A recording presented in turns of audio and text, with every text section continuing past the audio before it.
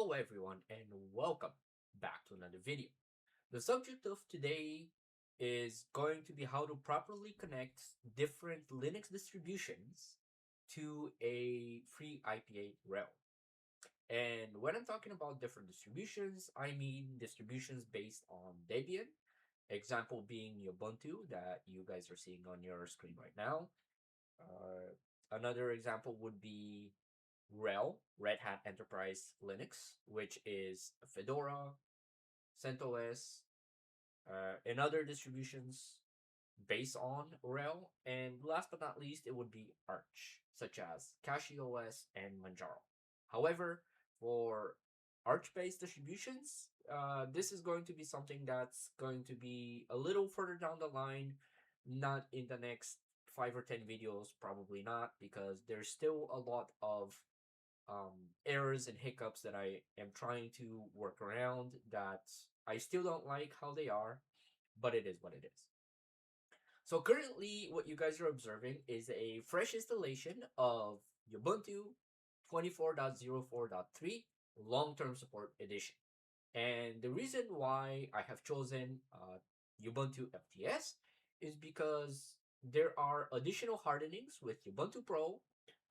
There's STIG, there's HIPAA, there's FIPS, as you can see in the little summary.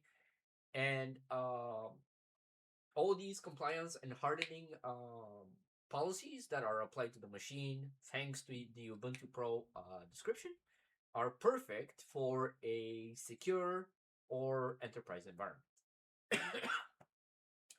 So, a couple of things that I have personally seen in Ubuntu forums is people complaining that once a distribution is joined to the realm, it does not create the home folder. And basically, the distribution freaks out and it doesn't let you do anything. It hangs up and you are forced to reboot. Realistically speaking, that is very true because on activation, or sorry, on applying the realm settings, what ends up happening is either the FreeIPA client or SSSD, which is the kind of the equivalent of Active Directory controller on Windows, if you guys are more familiar with that. What ends up happening is there's a setting that doesn't get toggled when the workstation gets joined into the realm, and it just doesn't apply that setting. So we are going to install FreeIPA client today, and we're going to go through the error that you guys are going to see if you were to join it as is, and then how we can correct it, and what is the setting that need to be addressed so that so that joining this workstation into your realm would happen properly and without errors. Before we begin with the whole process of setting it up and joining it to the realm, there are a couple of things you need to know. Number one, that's going to be the details of your realm controller, or in Windows equivalent words, that's going to be the domain controller. You need to know your domain. You need to know the FQDN, so the full qualified domain name of your domain controller. You need to know the username and password of elevated user, who is going to authenticate the domain joining procedure for your workstation. And last but not least, the second requirement you need to be aware of is that if your machine has a setup generic machine name, you would need to rename it using hostname control, set hostname, to a fully qualified domain name that is within the domain parameter and requirement of the domain that you are going to be joining. For example, if you are going to be joining domain home.office, you need to make sure that your machine is properly labeled abc123.home.office as an FQDN. So let's go ahead, finish the welcome window. So we don't want to deal with Ubuntu Pro right now. We do not want to share system data because this is a lab environment. There's nothing crazy going on. And we do not want to get enrolled into the store. So let's go ahead and open terminal. And this is very important. We are going to be using elevated privileges mode. So type in sudo su and get your user password and make sure that your terminal is saying that you are working from root. Now, hostname. Make sure that, again, your machine is properly named to be in compliance with the domain that you are going to be joining. So hostname.domain.local, or in my case, as you can see, tgsc-wp123456.home.office, which is exactly within the parameters of the domain that I am going to join. Next step, is we are going to be installing the FreeIPA client. So apt-get install FreeIPA-client. And this is going to take a little bit of time. The components and the dependencies are going to install onto the operating system.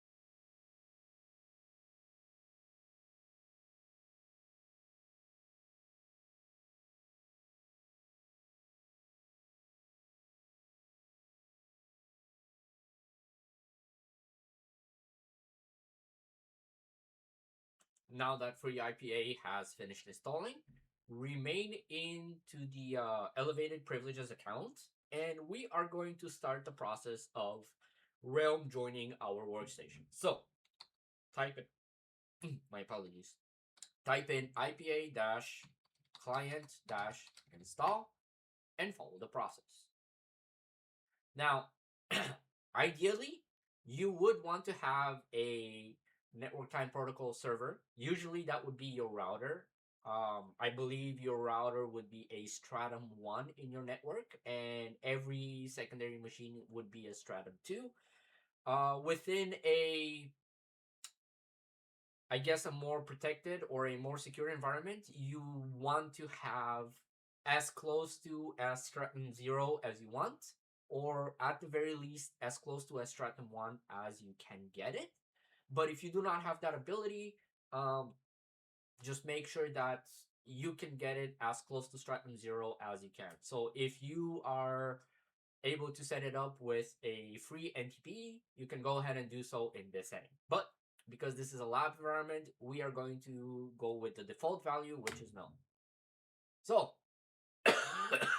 auto discovery for our domain works because I have set my pfSense to point to the DNS server installed with FreeIPA. So we don't have to worry about inputting the credentials and the details of the server because everything is auto-discovered. So do I want to continue configuring this system with these values? Yes, I do. So let's go ahead and do so.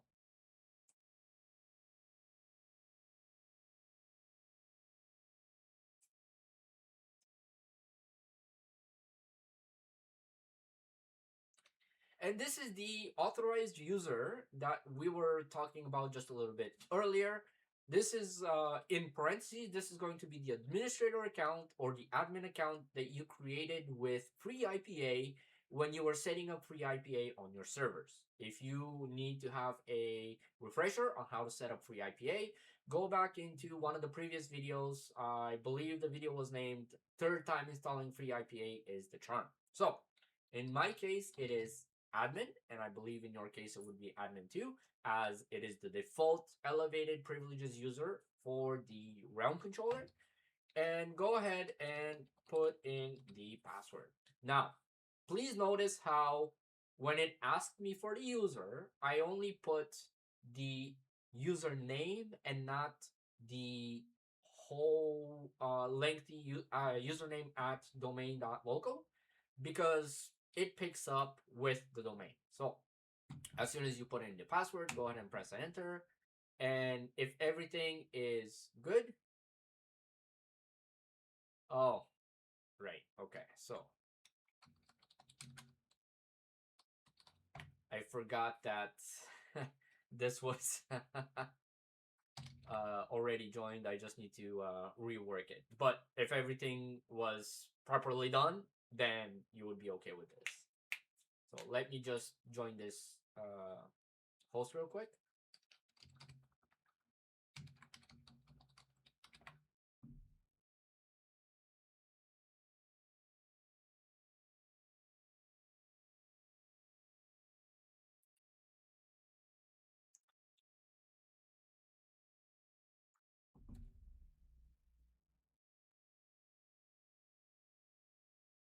Perfect.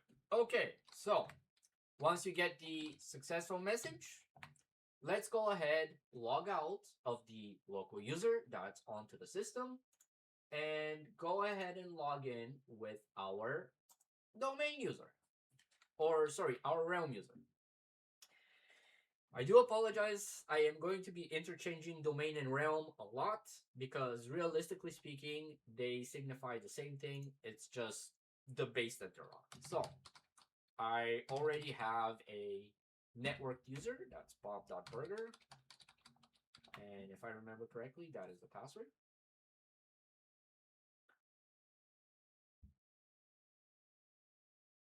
Perfect. So we are now logged in as a network user. However, our system is going to start freaking out. There are problems. There is, it's not going to remember any of the choices that we do.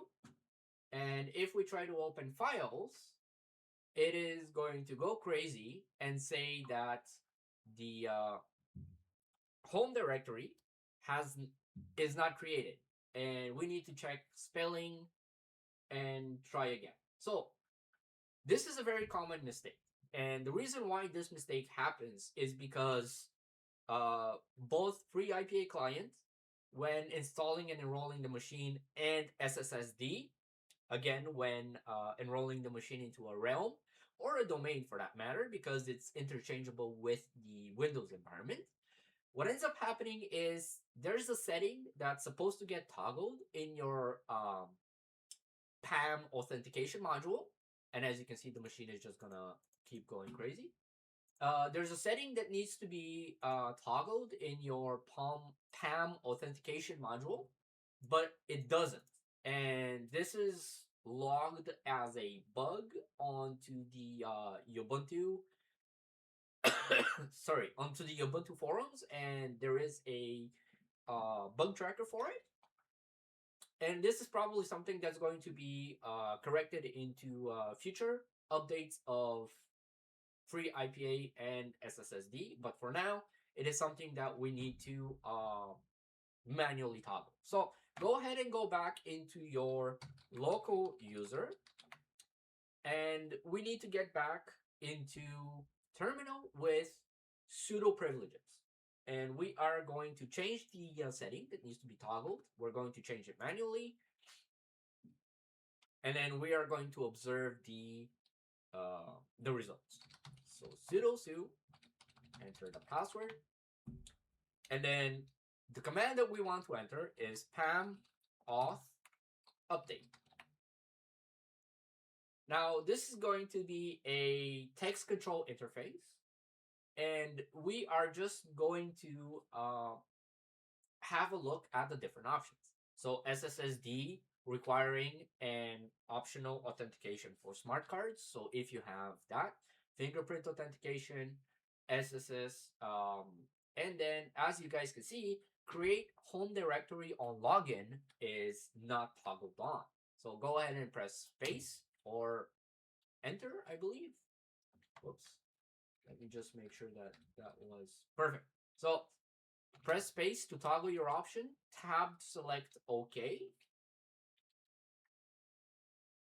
and you can go back in if you want into the text control interface to make sure that the setting has been remembered. But it is very important that you guys do it with your root account. Otherwise, it will not work. The setting will not be remembered because it does require elevated authentication to make that happen. So now that we have changed that setting, let's go ahead and log back out of our local user and log in with our network user. Bob.burger. Hold on.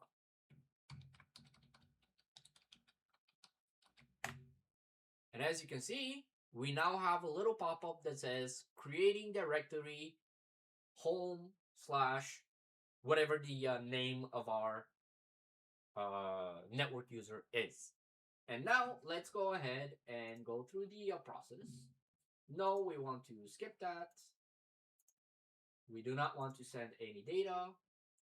And as you can see right now, there shouldn't be any more errors. So if we go and open files, look at that. We have our own directory for Bob Burger. If we go back into home, as you can see, we have our local user and we have Bob Burger's directory. And the beautiful thing, if we open terminal for Bob.burger, as you can see, it is empty. But if we type in who am I, it is going to properly identify our realm user as the individual who is logged in. And this video is a quick tutorial.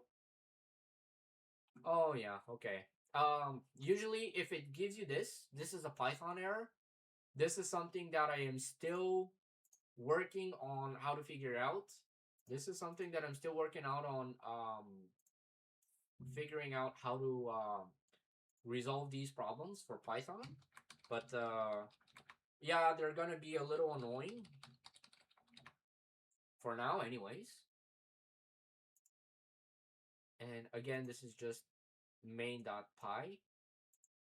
And it is gonna bother you for a little bit, but after you tell it not to worry about anymore, this is something that you guys can resolve further down the line.